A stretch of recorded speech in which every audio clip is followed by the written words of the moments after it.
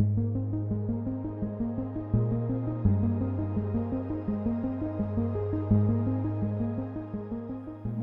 je voudrais partager avec vous mon histoire afin de vous aider à changer un peu de philosophie dans ce monde qui est de plus en plus difficile pour la majorité d'entre nous. Je vais commencer par vous raconter mon histoire personnelle, mon vécu, ce qui a changé ma vie, ce qui pourrait peut-être bien changer la vôtre. À 24 ans, j'ai eu un deuil qui m'a mis à l'envers, vraiment à l'envers. J'ai perdu une amie très proche qui était vraiment une fille exceptionnelle, qui avait un mode de vie exceptionnel, qui avait un mode de vie très sain, qui avait des belles pensées, qui avait un grand cœur. C'était un chiropracteur, une chiropracteur qui vivait à Paris. Et lorsqu'elle est décédée, en fait, j'en voulais à la terre entière de cette notion d'injustice, dans le sens où les salauds passent au travers de tout, les méchants échappent à tout, et les personnes qui sont bonnes et gentilles partent en premier. N'arrivant pas à gérer en fait l'émotionnel qui me submergeait, en fait, je suis parti en Inde. Non pas que j'étais attiré par l'Inde à l'époque, mais qu'à l'époque, l'Inde était un des voyages les moins chers qu'il existait. Je sortais de mes études, j'avais pas de sous. J'ai donc pris un billet pour l'Inde. Je suis arrivé en Inde et je suis allé immédiatement au bord du Gange, essayer de me ressourcer. Et au bord du Gange, je me suis mis à pleurer toutes les larmes de mon corps, toute la tristesse de mon corps, pour pas dire toute la colère de mon corps. Et lorsque je pleurais, il y a derrière moi une petite voix qui arrive en disant: «Il y a beaucoup de colère en toi pour pleurer ainsi, il y a beaucoup de tristesse qui t'anime». Et je me retourne et en fait derrière moi, il y avait un petit moine bouddhiste canadien qui parlait quasiment français, qui me regarde et qui me dit: «Tu sais pourquoi tu souffres?» Alors je lui explique en fait, mes souffrances, le deuil, la colère, l'injustice. Il me dit: «Non, en fait, tu souffres parce que tu refuses de voir les réalités du monde et n'obtenant pas du monde ce que tu veux, ta souffrance et ta colère activent ta tristesse». Et il commence à m'expliquer en fait les principes du bouddhisme. Alors, je vais essayer de faire une petite caricature facile pour comprendre, pour que tout le monde puisse comprendre en fait, si vous voulez, les bases du bouddhisme. Donc, il m'expliquait en fait que nous avons tous plusieurs vies. Nous mourons, nous nous réincarnons, nous mourons, nous nous réincarnons. Chaque vie ayant pour fonction de nous aider à nous améliorer, à être meilleurs, à tendre vers la compassion, l'altruisme, la sagesse, la bonté.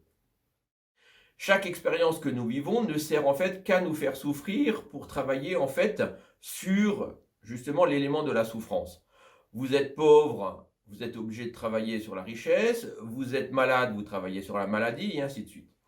Et toutes les vies que nous avons, les différentes vies que nous avons, nous amènent à un moment à un état de bonté qui frôle ce qu'on appelle la bouddhéité, et lorsque nous mourons, nous restons au paradis, ce qui eux appellent le nirvana.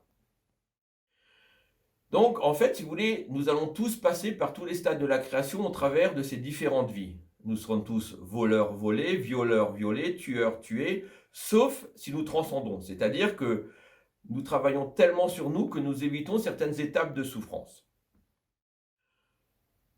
À partir de là, tout ce que nous vivons dans notre vie a un sens. Il n'y a pas d'erreur, il n'y a pas de malchance divine, il n'y a pas de fatalité. Il y a une action qui génère une réaction. C'est-à-dire qu'en fait, si vous voulez, nous vivons aujourd'hui tout ce que nous avons mis en place avant dans notre vie actuelle et dans des vies passées. La difficulté est de comprendre ce que nous avons mis en fait en place dans les vies passées.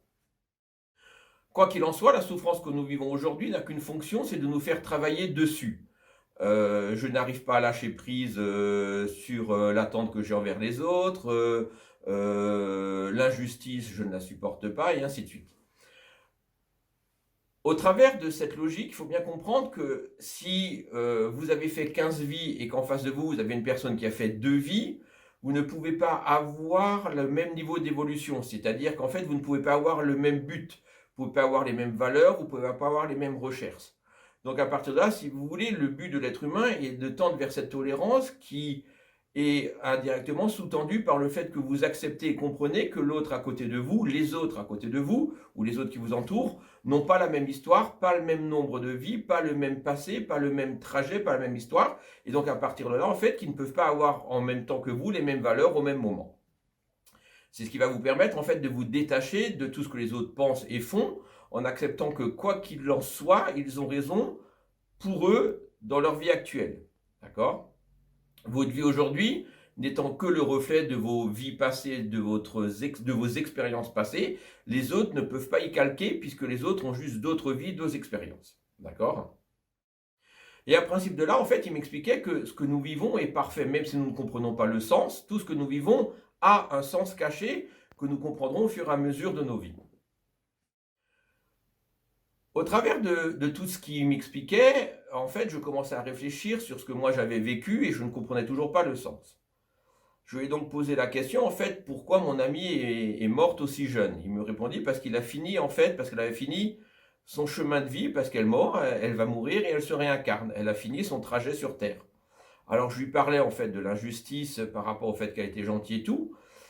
Et il m'expliquait que c'est normal que les gentils partent en premier, puisque par définition, ils n'ont plus rien à faire sur Terre dans cette vie-là, puisqu'ils ont appris plein de choses au point d'en devenir gentils et bons. Donc ils vont mourir et se réincarner. L'outil par lequel ils partent n'a que peu de sens, que ce soit un cancer, un accident de voiture ou autre chose. L'outil, si vous voulez, n'est que le moyen de changer de monde. Il m'expliquait, entre parenthèses, que quelqu'un qui est en paix intérieure part tranquillement, quelqu'un qui est tourmenté part dans la douleur. Sous-entendu, en fait, les gens qui sont en paix intérieure font un infarctus qui les arrête net, ceux qui sont dans la souffrance partent d'un cancer. Puisque le cancer n'est que l'expression de nos souffrances internes. Et au bout du compte, il m'expliquait ainsi de suite toute cette notion de logique de vie, tout ce qui a un sens que nous ne comprenons pas, toutes les épreuves que nous devons passer, transcender et transformer, et qu'aussi longtemps que nous n'avons pas fait cela, nous souffrirons. Que nous sommes sur Terre pour lutter contre cette souffrance, donc en fait travailler sur nous pour éviter de souffrir encore et encore de ce que nous ne comprenons pas. C'est bien pour cela que toutes les erreurs que nous faisons et que nous ne corrigeons pas reviennent encore et encore et encore en boucle jusqu'au moment où nous réglons notre problème, c'est-à-dire que nous comprenons le sens des choses que nous faisons, les erreurs que nous faisons et reproduisons pour ne pas reproduire encore. Tout cela étant dit, en fait, j'étais un peu en train de m'énerver sur cette notion de facilité des choses. Je lui ai demandé, en fait, si le monde était parfait, pourquoi il y a tous les jours 5000 enfants qui meurent de faim en Afrique? Et sa réponse était aussi carrée que le reste. Il m'a dit, parce qu'en fait, tous ces enfants sont là et renaissent en Afrique pour apprendre ce que c'est que la faim. C'est-à-dire qu'en fait, à un moment donné, vous étiez riche, vous n'aidez pas les pauvres, dans une vie prochaine, vous êtes pauvre et vous mendiez. Pas dans une notion, si vous voulez, de punition, mais dans une notion d'apprentissage. Donc dans ce principe d'action égale réaction, tout ce que vous allez vivre, tout ce que vous vivez est parfait. Changez vos actions, vous changerez les réactions. Mettez en place de belles actions, vous aurez de belles réactions. Alors, vous me direz pourquoi je vous explique ceci. Parce qu'en fait, la dernière phrase qu'il m'a donnée, en fait, a changé toute ma vie. Il m'a dit, tu sais, je ne peux pas te prouver que ce que je te dis est vrai, mais tu peux me prouver que ce que je te dis est faux, ce qui est tout à fait la réalité. Il me disait, par contre, si tu appliques ce que je t'apprends, ce que je t'enseigne dans ta vie, tu souffriras beaucoup moins. Et là, tu auras gagné. Parce qu'au bout du compte, tu regarderas, Jésus a prêché depuis 2000 ans, Bouddha depuis presque 2500, et il y a toujours des gens qui font la guerre, il y a toujours des violeurs, il y a toujours des voleurs, il y a toujours des méchants, il y a toujours des pédophiles. Tu peux couper la tête de tous les pédophiles de la terre que tu veux, tu n'auras pas fini ta besogne, que derrière, il y en aura d'autres nouveaux qui seront nés. Et c'était la réalité des choses. Et en fait, si vous voulez, arriver à un moment, il faut apprendre avec un peu de philosophie bouddhiste dans la vie que nous vivons, à lâcher en fait toutes ces choses que nous ne pouvons pas modifier, toutes ces choses qui ont un sens mais que nous ne comprenons pas. Ce n'est pas parce que nous n'aimons pas ce qui se passe dans le monde que ce qui s'y passe n'a pas de sens. Ce n'est pas parce que nous n'avons pas les mêmes valeurs que le reste du monde que le comportement des autres n'ont pas de sens pour eux. La véritable tolérance, le détachement, c'est mettre en place ces principes afin que tout ce qui se passe dans le monde, c'est pas que ça ne doit plus vous toucher, c'est que vous devez l'accepter. C'est-à-dire qu'en fait, on prend l'exemple, un des exemples les plus durs qui est la pédophilie. Pour moi, je trouve que c'est atroce. Mais si vous voulez, vous ne devez pas l'accepter, mais vous devez comprendre que quoi que vous fassiez, ça existera toujours. Les guerres, quoi que vous fassiez, ça existera toujours. Il y a toujours quelqu'un qui voudra plus d'argent, la terre du voisin, qui aura la haine, la colère envers l'autre et qui voudra le tuer. Quoi que vous fassiez, ça existera toujours.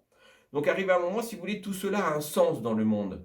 Même si vous ne le comprenez pas, lutter contre est une fonction humaine, c'est peut-être même une partie de notre but, mais comprenez bien que vous ne changerez rien. Et en acceptant que vous ne changerez rien, à partir de là, en fait, si vous voulez, vous arriverez à moins souffrir du monde.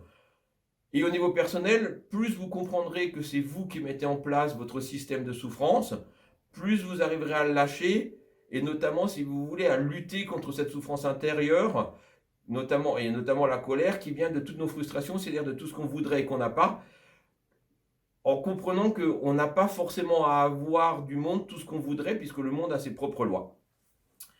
Alors, je vous encourage à mettre un peu de bouddhiste, un peu de bouddhisme, un peu de philosophie dans votre vie, pour la soulager, pour la rendre plus légère, plus tendre, plus belle. Parce qu'au bout du compte, je rejoins mon ami bouddhiste quand il me disait, de toute façon, vous n'y changerez rien et c'est bien la réalité. Et pour les plus engagés qui luttent pour une cause, vous aurez passé votre vie à changer une toute petite partie du monde. Vous aurez juste, en fait, si vous voulez, sûrement passé votre vie à lutter contre du malheur en oubliant votre propre bonheur. Alors, réfléchissez bien à tout ça. Comprenez bien que tout a un sens, que notre but n'est pas de changer le monde, mais d'être meilleur demain qu'aujourd'hui et de travailler sur nous plus que sur les autres. Voilà, passez une bonne journée, prenez soin de vous, cultivez le bonheur et la santé. Bonne journée à tous.